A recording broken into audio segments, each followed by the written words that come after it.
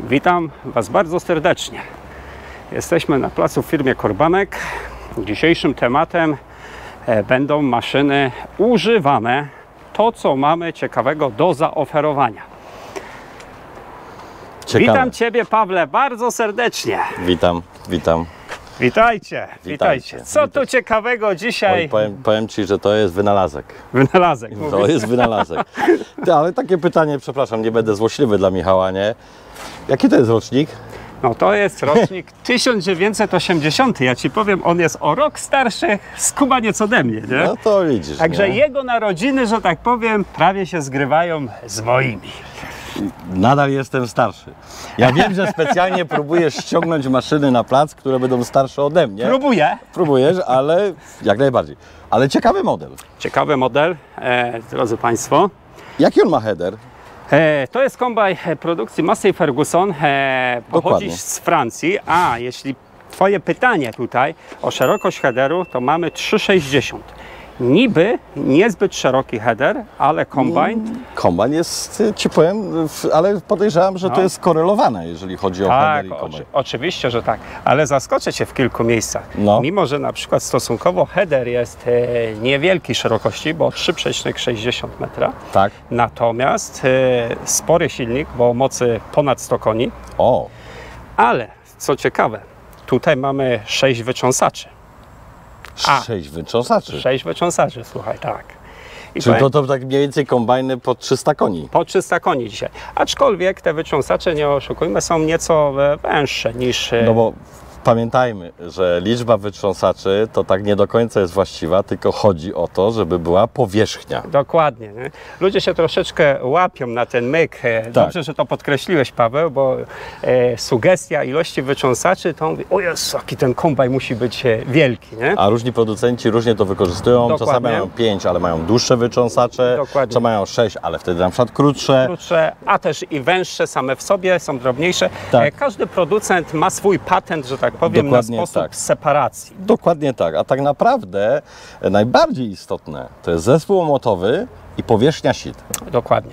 Tutaj akurat mamy bęben o szerokości no prawie 1,20 m, 1,14 m, jeśli się nie mylę. To nie taki w gardzieli. mały. Nie taki wcale mały. Znaczy, no jak na taki kombajn, na taki wiek, to już jest to rozwiązanie dosyć takie, powiedzmy, Solidne. No i średnica bębna, powiem Ci, jak na tamte czasy, gdy, nie wiem, przejdziemy na przykład w kierunku historii tutaj kombajnu obok, czyli Bizona. Znaczy, tu też jest bez kabiny. Tak, tu też bez kabiny, tu również bez kabiny. No i to są te same praktycznie lata produkcji. Tak. I można powiedzieć, no, jeśli chodzi o technologię, to jest technologia pochodząca no, z tego samego okresu. Nie? Dokładnie. Natomiast jak tam spojrzymy, co chciałem powiedzieć, tam mamy bęben na przykład w takim Bizonie o średnicę 400, tam bodajże 50 mm. Coś koło tego, 400 parę tam jest, tak, ale niecałe 500. A niecałe 500, tak mi się wydaje. A tutaj mamy 560, więc ten proces, że tak powiem, omłotu jest... Separacji w zespole omłotowym jest, omłot jest wykonywany mocno przyzwoicie. Już jest zdecydowanie większy, bo przez to też jest możliwość zbudowania klepiska o większej, że tak powiem, powierzchni. Dokładnie tak. I większym kącie opasania tym samym, także no, to powoduje, że już tą wstępną separację mamy no, dość mocno, że tak powiem, wykonaną. Czyli tak troszeczkę podsumowując, mamy owszem 3-metrowy header. 3,60. Nie ujmuj mu, słuchaj, to, że jest wiekowy, to nie ujmuj. Okay. Ale powiem szczerze, header w naprawdę idealnym stanie. Jak na taką maszynę, nie jest pogięty, nie jest pokiereszowany. Te blachy widać na tej gardzieli też naprawdę są solidne. Nawet nie widać, że tam gdzieś coś było wspawywane. Oczywiście, powiem tak, nie widać tutaj śladów jakby zderzenia z kamieniami, jakimiś blachami, co po latach, no naprawdę... Dokładnie, no jeszcze po tylu latach. Po tylu latach, no bo to dzisiaj mamy 2021. Dokładnie. Więc to jest 40 lat. Header 360. 360. Silnik? Silnik ponad 100 koni. Oczywiście silnik bardzo oszczędny marki Perkins. w tych latach. To były bardzo ciekawe jednostki, jeżeli chodzi o jednostki napędowe. Tak, bo jak nie wiem, jak pamiętasz, Paweł, na przykład przygoda Ursusa z Massey Fergusonem, jeśli chodzi o ciągniki Dokładnie w Polsce, to żeśmy doznali takiego przełomu, jeśli chodzi o jednostkę napędową, bo w ciągnikach Massey Ferguson również się znajdował silnik Perkinsa, Tak jest. co z kolei było bardzo dobrze postrzegane przez polskich rolników, że jest Tak. to silnik dynamiczny, a zarazem oszczędny. Dokładnie tak. I no, tam była jedna taka uwaga, bo one chyba na początku miały calowe rzeczy, więc tam to były jakieś tam Ale to był niedogodność. początek, tak. Później przeszli na metryczny, z tego co ja sobie kojarzę. Także to nie było już żadnego problemu. Rozdzielacz łanu. Jest. Tu jest taka ciekawa sprawa, chciałem Ci pokazać, bo celowo tutaj wyjęliśmy już z headeru, że tak powiem, przedstawiliśmy rozdzielacz łanu z jednej i z drugiej strony. Dokładnie. I rozdzielacz jak rozdzielacz, ale nie wiem, czy widzisz, tutaj mamy jeszcze takie dodatkowe elementy. Zgadza się. Bo jak pamiętasz, dawniej było tak, że nie mieliśmy tych zbóż w takiej konstrukcji hybrydowej, Tak. czyli niskosłomowych, tylko żyta, przężyta. One były wszystkie bardzo wysokie. Bardzo wysoko rosło, no, plonowało to, szczerze mówiąc, w słomę, nie w zboże. Trochę tak, ale no, Nie w ziarno. nie było takich środków chemicznych, które skracały, Tak. nie było tej technologii w ogóle uprawy. I tu musiała być zastosowana specjalna technologia rozdzielaczy łanu, które nam po prostu umożliwiały, że tak powiem, tą pracę, ponieważ no, ta długa słoma miała tendencję, że potrafiła nam się gdzieś na tych motowidłach owijać. I tak jak widzimy, mimo wieku oryginalnie zachowane dzioby, oryginalnie zachowane w pełni te rozbudowane rozdzielacze łan. Kombajn, ja Ci powiem, że on rozmiarowo jest zgrabny. To jest zgrabny, kompaktowy On kombajnik. mi przypomina, nie, że tutaj promuje jakąkolwiek markę, nie, ale w historii naszej firmy, Ciebie wtedy u nas nie było, były takie senatory, merkatory i to też były takie kombajny właśnie tego podobne. Bardzo dobrze wspominasz i czasowo się wbijasz idealnie. Tak, bo to są te same roczniki. Mimo, że mnie jeszcze tutaj nie było, na świecie by nie było, Ci powiem, w tych latach, bo zerknąłem sobie tam w historię troszeczkę i w okolicach tych lat właśnie kończyła się produkcja Mercatora, jeśli się nie mylę, a wchodził już powoli pierwsze egzemplarze Dominatora. Dominatora, tak jest. To był, nie wiem, Dominator chyba 76. 75, 75. Nawet 70 pierwsze serii wersje. 7. Bardzo, bardzo dobrze pamiętam. I ja powiem Ci inaczej. Mało tego, tamte kombajny też były na silniku Perkinsa, o dziwo. Tak. Bo w ogóle generalnie te kombajny, znaczy Perkins do pewnego momentu, Massey Ferguson i Perkins, bo to jest takie jak gdyby jednoznacznie jak gdyby kojarzone, to były bardzo fajne jednostki, jeżeli chodzi właśnie czy o ciągniki, czy o silniki, ale one w pewnym momencie przestały rozwijać wyższe moce. Tak, dokładnie. Gdzieś na One się etapie zatrzymały na pewnym etapie i okej. I to masz rację. Będąc jeszcze po tej stronie, chciałbym Ci pokazać, albo inaczej, pokazać Państwu nawet ciekawe rozwiązanie. Wiesz co? W bizonach, czyli tej technologii polskiej, jak to się mówi, problem był, pamiętasz, w tych trudnych warunkach żniwnych z przegrzewaniem się silników. Zgadza się. Ponieważ to było tam była taka, nagminne. zresztą to tam można sobie zerknąć w bizonie, że mamy taką tam siatkę, ją było trzeba oczyszczać na bieżąco. Natomiast zobacz, tu mimo, że komba jest już z tamtych lat, czyli z 80 roku, mamy tak zwane już koło, które czyści. Które nam czyści. Mało tego, to koło nie jest samobieżne, powiedzmy samobieżnie napędzane od tylko wentylatora jakby. Natomiast słuchaj, dopatrzyłem się, ciekawe tutaj bardzo rozwiązanie. To koło jest napędzane od podajnika ukośnego ziarna. Słuchaj, mamy przekładnię, łańcuchową, która nam powoduje. Zresztą jakbyś poruszał teraz chwileczkę tym kołem. O, tutaj widzimy powolny ruch łańcuszka, tak jest. A tym samym słyszymy, że nam się obraca podajnik ukośny kombajnu. I to wtedy w tych trudnych warunkach powoduje na bieżąco aktywne, że tak powiem, oczyszczanie chłodnicy i pilnowanie, żeby ona nam się... Czyli jak na tak stary kombajn, bardzo ciekawe. Bardzo współczesna technologia. Bardzo. To powiem tak, do dzisiaj jest to stosowane. Co prawda bierze się z różnych miejsc, że tak napędy są większe, no to też jest taka prawda. Jasne. Ale ja Ci powiem, jedna rzecz mnie zwróciła uwagę, bo to też było takie charakterystyczne. W tych bardzo starych kombajnach takie opony były na tyle. Tak. Ja sobie akurat wybitnie to kojarzę. Oczywiście później ludzie tam przechodzili na inne opony, ale takie były tylne. No to było charakterystyczne, że tak powiem, charakterystyczne rozwiązanie na tamte lata. Tak. W późniejszych latach zaś wprowadzono już normalne ogumienie na tył, czyli ogumienie z protektorem. Tak zwanym rolniczym, Tak, protektor tylko agro tak. i... Czyli powiedzmy tak, jak mamy na przodzie, tak mieliśmy zaś na tyle. Nie? Ale jak skoro jesteśmy przy tylnym kole, to pokażmy właśnie tylną oś, nie? Jak jest konstruowana. Kombajn naprawdę bardzo wiekowy i widać, że ona jest w całkiem niezłym stanie. Tam jest lekka poprawka, ale to już na taki okres użytkowania. Oczywiście. No i powiem tak, no i zaletą już tych kombajnów pochodzących z zachodu było to, że ten rozstaw tylnych kół tylnej osi, tak, był tak samo odzorowany jak przedniej osi, nie? Gdzie w Bizonku powiedzmy mieliśmy ten rozstaw kół zdecydowanie węższy. Dokładnie a tak. to z kolei było problematyczne podczas uwroci. Ten kombajn nie był tak, że tak powiem, zwinny. Nie? Dokładnie tak. Kombajn ma... Jest wyposażony w sieczkarnię. Sieczkarnię, właśnie. Tak, także tutaj już porządek ze słomą spokojnie możemy zrobić. Ja może nawet wskazując, tak powiem, stan tego kombajnu, pokażę tutaj chociażby, może będzie słabo widać, ale mamy tutaj sita żeluzjowe w bardzo dobrym stanie, natomiast na dole mamy sito już nienastawialne, tak zwane sito otworowe oczkowe. Nie? Ale zwróć uwagę, łożyska już. Tak, tutaj mamy na tym łożyska na tak zwanych panewkach z tworzywa sztucznego, plastikowych. Bardzo ciekawe rozwiązanie. No i powiem Ci tak, no i tutaj mamy te słynne wytrząsacze. Tak, i to 6 sztuk wytrząsaczy i to w ocynku, Ci powiem, Paweł, co powoduje długowieczność tego kombajnu, tego modelu. Nie? Zresztą powiem Ci tak, generalnie jak się patrzy na stan, jest to również oryginalny lakier, co by się nie śmiać, więc jak na ponad 40-letnią maszynę, pełen szacun, widać, że była garażowana, była maszyna dbana. Jest zadbana, nawet skrzynka narzędziowa. W Bizonach kłopot, żeby znaleźć coś takiego. Jest naprawdę...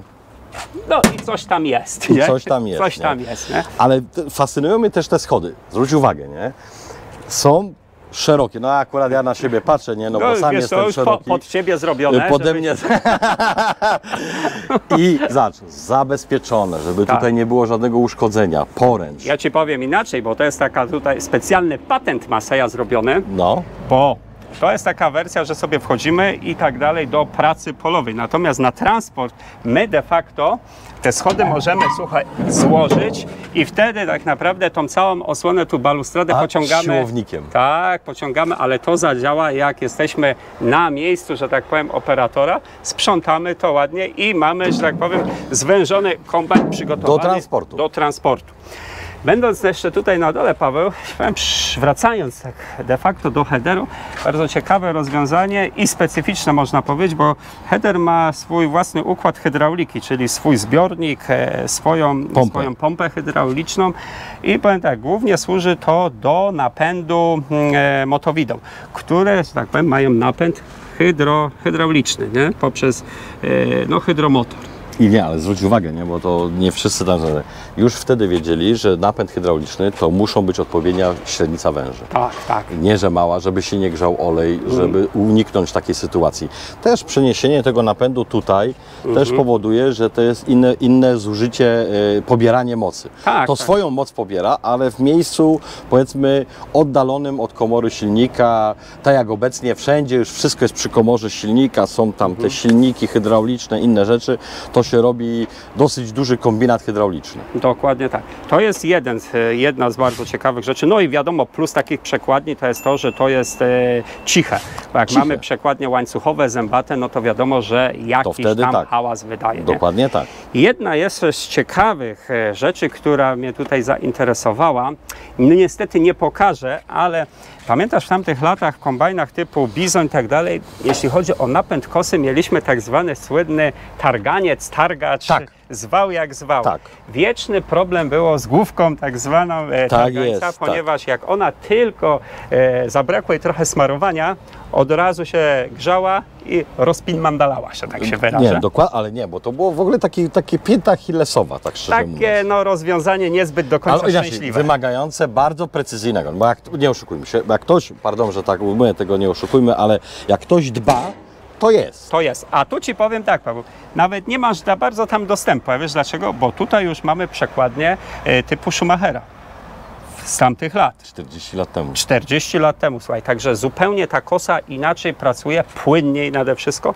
może szybciej pracować aniżeli na, powiedzmy, od napędu klasycznego tego Nie wymaga targańca. takich zabiegów jak tam smarowanie. Oczywiście trzeba trzymanie. kontrolować, to tak, jasna sprawa, oczywiście, żeby jak smar najbardziej. był w przekładni i tak dalej, ale zapewne jest to rozwiązanie no, zdecydowanie lepsze, bo jest stosowane po dzień dzisiejszy. Dokładnie tak. Dokładnie tak. Co? Pokażmy górę. Pokażmy górę. No powiem Ci tak, Paweł, ja wskoczę, tym razem no, nie zaproszę Cię na siodełko, bo Na tu siodełko nie, bo tam nie ma. siodełka obok nie ma. Natomiast no, troszeczkę zmieniamy. O, jednak się skusiłeś. Tak, tak, mimo najbardziej wszystko. nie, bo to jest wyjątkowo ciekawy model. Powiem tak, oczywiście Deska rozdzielcza. tak można nazwać. Mało tego, już trochę kuriozalnie, jakby komuś było latem za zimno, to obok mamy silnik, nie? Ogrzewanie, czyli Ogrzewanie, na tak. kukurydzę się nadaje. O, widzisz? A ty się śmiej, Paweł. To był taki trochę problem, mankament, bo kombajny klasa, no nie wszystkie były wyposażone w ogrzewanie. Tak. No bo z natury, że tak czy z Wszyscy zasady, kupowali klimę, tak, klima, ale ogrzewania nie. ale ogrzewania nie. I jak się okazało, że trzeba pracować zimą w kukurydzy, tak w listopadzie, tu w To polskim była warunkach, zaparowana kabina, to były całkiem niezłe przeboje. no też właśnie, nie? No to czyli powiem tak, ten lepiej by się nadawał na kukurydzę. Ale zwróćcie uwagę, nie? nowe. Jak było skonstruowane stare siedzenie. Już było podparcie tutaj lędźwi, nie? Było ładne podparcie pod kręgosłup. Co prawda deska rozdzielcza przypomina bardziej tramwaj, albo szynobus, bo mniej więcej podobne dźwignie tam są. Ale proste, czytelne. Nie, proste, czytelne, powiedzmy tam zasilanie w paliwo, tutaj prędkość obrotowa silnika, czyli gaz, sterowanie hydrauliczne całym zestawem żniwnym, czyli headerem, motowidłami. Także tutaj mamy de facto wszystko też w zasięgu ręki. Nie? Dokładnie tak. Dokładnie tak. Nawet jest okienko na zbiornik. Tak, taki wzierniczek możemy sobie podejrzeć, jak już tam nam się zapełnia. Do góry oczywiście specyficznie podane z prawej strony, to jest dość tradycyjne rozwiązanie, podajnik kubełkowy, Tak jest. który nam transportuje już gotowe ziarno do zbiornika. Zbiornik jest w takim charakterystycznym układzie, że tak powiem, można powiedzieć fałeczki od dołu. No. Stąd też, jak zauważysz, podajnik ślimakowy nam jest górą. I wtedy nam wysypuje na jedną i na drugą stronę to ziarno, żeby się równomiernie w zbiorniku rozkładało. Dokładnie. Co nawet, powiem Ci uczciwie, w dzisiejszych nowoczesnych kombajnach jest tym problem, bo często w jednym miejscu to ziarno jest podawane z podajnika ślimakowego i ono na jedną część zbiornika bardziej, że tak powiem, wpada, czyli jedna z części zbiornika szybciej się nam zapełnia, a Tak. druga nieco wolniej. Gdzieś tam mamy lukę, nie? A tu jest Natomiast rozłożone to. Tutaj perfekcyjnie mamy rozłożone to po całości. Jest jeszcze jedna rzecz, na którą zwróciłem uwagę, nie? Nawet masz indywidualne widzę, Paweł, sterowanie oświetleniem. Dokładnie.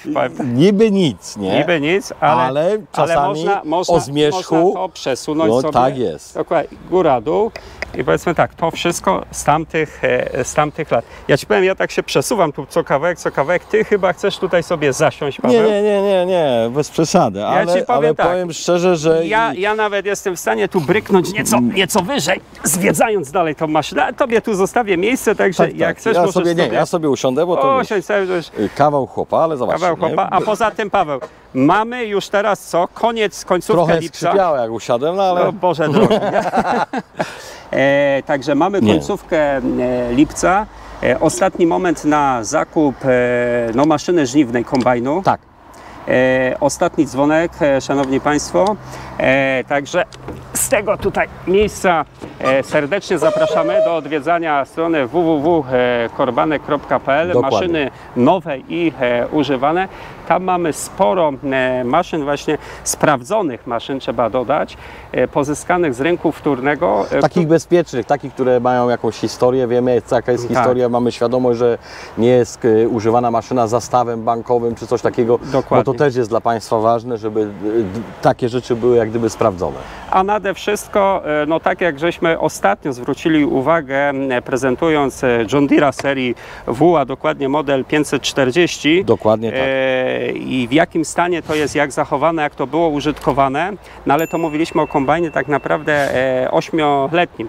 Dzisiaj mówimy o kombajnie ponad 40-letnim, więc szanowni Państwo, takie rodzynki na rynku znajdują się. To, co należy, no niesamowity szacunek dla tego gospodarza, który go użytkował tu w Polsce i tego pierwszego nawet użytkownika, bo maszyna jest naprawdę, no, można powiedzieć, piękna. Piękna, nie? Jak na te lata, naprawdę. Tak, jak na te lata. No nie mam kabiny, no może to jest mało wygodne, ale powiedzmy ale pamiętam, tam jest takie tutaj dwa słupeczki są, a tam jest taka niby blacha, taka oparta o bizonka. Tak, to jest taki daszek. To jest nasz daszek, nie? Prowizoryczny. Bo my kompletujemy to, no jest tytuł, że to już są żniwa tuż, a w zasadzie w wielu regionach Polski już trwają. Tak. My będziemy ruszać w pole. Dokładnie tak. No, mamy nadzieję, że ten może i historyczny kombajn, ale znajdzie nabywcę, znajdzie kogoś, który też ma trochę serca do tego i sądzę, że będzie zadowolony z tej maszyny, Ci powiem. Na pewno. Wytrząsacze, sam mówiłeś, ocynkowane. 6 sztuk. W idealnym stanie. Ocynkowane. Powiem, takich wytrząsaczy nie znajdziesz w Bizonie. Ja kocham Bizona oczywiście, ale no, nie znajdziesz. W wielu zachodnich młodszych też nie znajdziesz. Oczywiście. A jest wygodny w obsłudze. Co? Odwiedzajcie naszą stronę, patrzcie co tam jest, postaramy się zapewnić Wam wyjątkowo ciekawe propozycje, bo jest ich kilka na pewno. Tak lubimy sobie przeskoczyć. Dokładnie z tej tak. najnowocześniejszej technologii do tej, która jest starsza, ale z naprawdę dużym sercem. Ale w odniesieniu do tego, co było w Polsce, to jest high level. Dokładnie tak. Trzymajcie się. Na razie. Wszystkiego dobrego, na razie.